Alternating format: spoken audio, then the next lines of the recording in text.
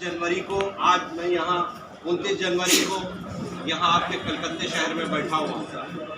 ये समझ लीजिए आप कि इतने कम टाइम में हम कहाँ से और कहाँ तक काम करके आए और इंशाअल्लाह हम और हमने बिहार में डॉक्टर गयास साहब को स्टेट एडवाइज़र बनाया।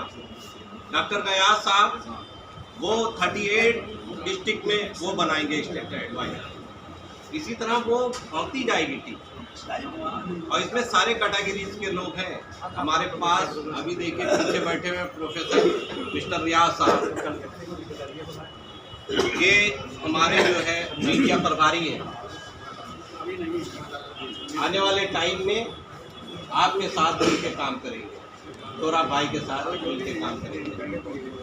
सोहराब साहब एक सवाल सर मेरा होगा सर, रियासत मगरबी बंगाल की अवाम से सोहराब भाई से प्रेसिडेंट क्या अपील करना चाहेगा ताकि ज़्यादा से ज़्यादा लोग इससे जुड़ सके, जिनको नई भी मालूमात है इस मीडिया के थ्रू मालूमात हो गया है, क्या कहना चाहेंगे सर? वही बात कि गवर्नमेंट से डिमांड करने के लिए जो अभी हमारे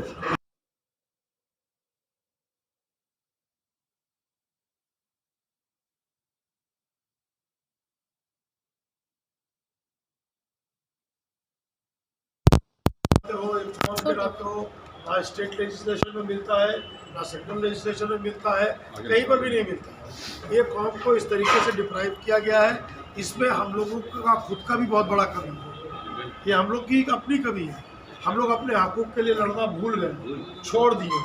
तो ये अपना हक के लिए लड़ाई लड़ना एक सबसे अहम और ज़रूरी काम है। तो इंशाअल्लाह रहमान अब थोड़ा सा क्या है कि कुछ नए जनरेशन के लोग जो है वो थोड़ा सा कम परवाह करते हैं। अब फिर भी ठीक है, लाना तो पड़ेगा, उन लोगों को समझा करके लाएंगे हम लोग और जोड़ेंगे, क्योंकि वी आर द फ्यूचर।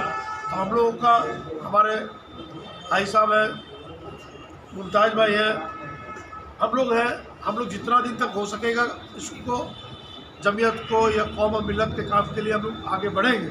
और साथ ही साथ नौजवानों से रिक्वेस्ट अपील करेंगे कि आप लोग भी सामने आइए, क्योंकि आप लोग ही फ्यूचर हैं। कौम को संभालना, बरादरी को संभालना, कैसे आपस में इत्तेफाक रख करके और जितने भी मामलात हैं उसको ठीक करने के लिए हम लोग कोशिश करेंगे।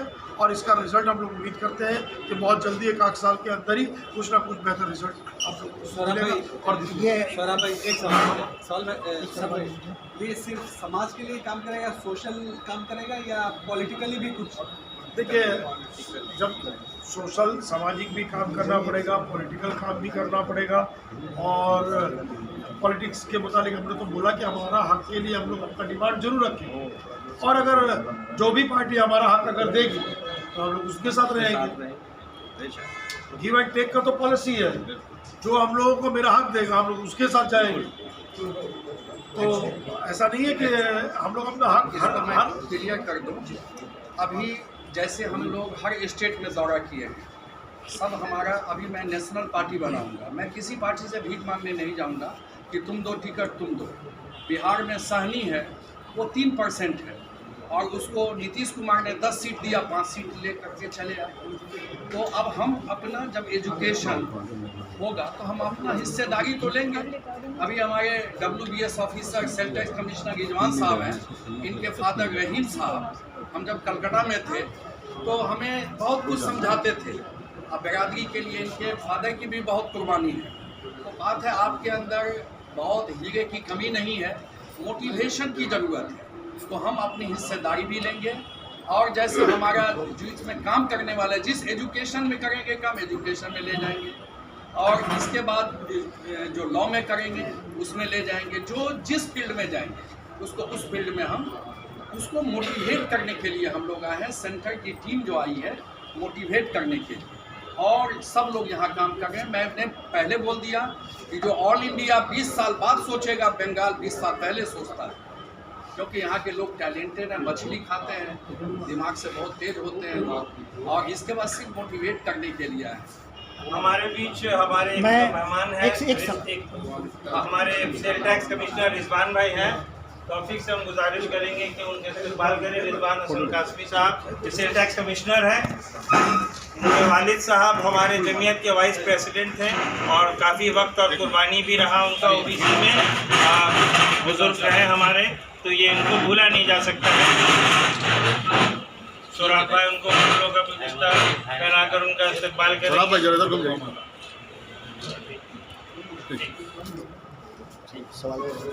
मैं रेपो न्यूज़ से जमीयत राइन से मैं एक वजाहत चाहता हूँ कि आप लोगों ने जमीयत राइन के बारे में तो कहा है, तो हमारे जो शायर मशरिक़ हैं अल्लामा इकबाल, जिन्होंने कहा है कौम, मिल्लत और उम्मत के बारे में, तो क्या आप लोग बरादरी से ऊपर उठकर भी क्या इस उनके ख्वाब को शर्मिंदा ताबीर करेंगे, अल्लामा इकबाल के ख्वाब को? मैंने पहले ही बोल चुका हूँ, तालीम आएगा ये सब खत्म हो जाएगा। अभी जातवाद से उठ करके कि मेरे बच्चे अगर MBA पास हैं, हमारी बच्चियाँ MBA पास हैं, हम फर्स्ट प्रायोरिटी देंगे कि हम अपने मुआशरे में शादी करें। इसके बाद जब एक वक्त आएगा कि जात पात जो, जब इंडिया से आप समझ गए हैं कि आज यहाँ जितनी भी डेमोक्रेसी ढंग से इलेक्शन हो रहा है, सब में कास्टिंग वोट है, और हम अगर हमारे एक कास्ट का कोई MLA में खड़ा हुआ, हम भी उसको करेंगे। तो ये तो हम भी मीडिया में हैं, ये तो मीडिया जानती है कि आज इंडिया से कास्टिंग जाने वाली चीज़ नहीं है। आप देखिए यहाँ मंदिर मस्जिद का मुद्दा क्या रह गया। आप लोग, हम लोग भी मीडिया में, हम नेशनल गवर्नमेंट चैनल में हैं, आज कास्टिज़्म इतनी हो गई है कि कहता है बहुत तरह की बातें हैं जो आप लोग सुनते होंगे, क्या मैं इसको एक्सप्लेन करूँ, मैं गवर्नमेंट एम्प्लॉय हूँ। तो इसलिए ये सब चीज़ को छोड़िए। अब रहा कि हम लोगों का एक ही फैसला है कि जात पात से, किसी जात से मेरी तनकीद नहीं है, सब जात आवे, सब भाई आवे, हम लोग जो दबे कुचले हैं, हम लोग आगे निकले, उनको भी गले से लगावे, वो भी हमको गले से लगाए, और इंशाअल्लाह सब मिल करके, जब ये कास्टिज्म वाली बात है, तालीम आएगा, तो तालीम के बाद सब खत्म हो जाएगा। इसके बाद जो है हम लोग सब यूनाइट हो जाएंगे। हम लोग भी चाहते हैं ये जाति पाति प्रथा सब खत्म हो। ये तब होगा जब हमारे अंदर इल्म आएगा। मैंने कहा कि इल्म जो है वो इल्म बढ़कर जहाँ बल्कि हर इंसान लाजिमस, अगर इल्म न सुधे इंसान जानवर सुधे, इल्म आएगा सारी चेंजिंग हो जाएगी। आपके सवाल का हम एक जवाब दे देते हैं। जमीयत राइन वेस्ट बंगाल ने और एक ऑर्गेनाइजेशन के साथ मिलकर हम लोगों ने सबसे पहले एक OBC का कैंप किया, जो ये बंगाल के लिए एक इतिहास रहा, और 1000 से ज़्यादा सर्टिफिकेट इशू कराया गया। उसमें सिर्फ राइन लोग नहीं थे, बल्कि राइन से ज़्यादा जो दूसरे कम्युनिटी के लोग थे उनको सर्टिफिकेट भी मिला, और ज़्यादा मिला। इसमें शेड्यूल कास्ट भी थे, शेड्यूल ट्राइब भी थे, अंसारी भी थे, कुरैश भी थे, कुछ दुनिया भी थे, राइन भी थे, सभी के लिए। तो जमीयत राइन का जो नज़रिया है वो विजन बिल्कुल चारों तरफ है। ऐसा नहीं कि सिर्फ अपने आप को पकड़ना, क्योंकि सदर साहब ने आपको इससे पहले भी कहा कि हमारे कबीले के साथ साथ हमारे माशरे में जो और भी हैं, जो दबे कुचले, जो कमज़ोर है, हम लोग उनको भी लेकर साथ चलेंगे। उनका ये नज़रिया जो है हम लोग उस पर ये रखते हैं, और इस तरीके से जमीयत राइन काम कर रही है। शुक्रिया। मुमताज़ साहब, मेरा एक सवाल आपसे ये होगा सर, जिस तरह से यूथ के अंदर एक अवेयरनेस प्रोग्राम होनी चाहिए, और जिस तरह से ब्लड डोनेशन कैंप हो रहा है, और क्या कहते हैं एजुकेशन पे सेमिनार्स हो रहे हैं, इस तरह का भी कुछ प्रोग्राम लिया जाए ताकि उससे जो है और भी अवेयरनेस प्रोग्राम फैलाया जाए। तो एज अ वर्किंग प्रेसिडेंट, आप वर्किंग प्रेसिडेंट हैं, सोराब साहब भी प्रेसिडेंट है रियासत मगरबी बंगाल के राइन के, क्या कहना चाहेंगे सर, किस तरह का स्टेप्स लेंगे आप? देखिए, सबसे पहले जब कोई ऑर्गेनाइजेशन, और ये ऑर्गेनाइजेशन जमीयत राइन वेस्ट बंगाल, हम लोग बात करते हैं इत्तेहाद की, यूनिटी की बात, सबकी ज़ुबान पे यूनिटी यूनिटी यूनिटी, लेकिन यूनिटी से पहले मैं एक बात कहना चाहूँगा। सबसे पहले हम शमसुद्दीन भाई पर एतमाद करें, शमसुद्दीन भाई मुझ पर एतमाद करें, मैं उन पर एतमाद करूं, वो मुझ पर एतमाद करें। जब हम एक दूसरे पर एतमाद करने लगेंगे, मुकम्मल तौर से एतमाद करेंगे, तब जाकर हम लोगों में इत्तेफाक पैदा होगा।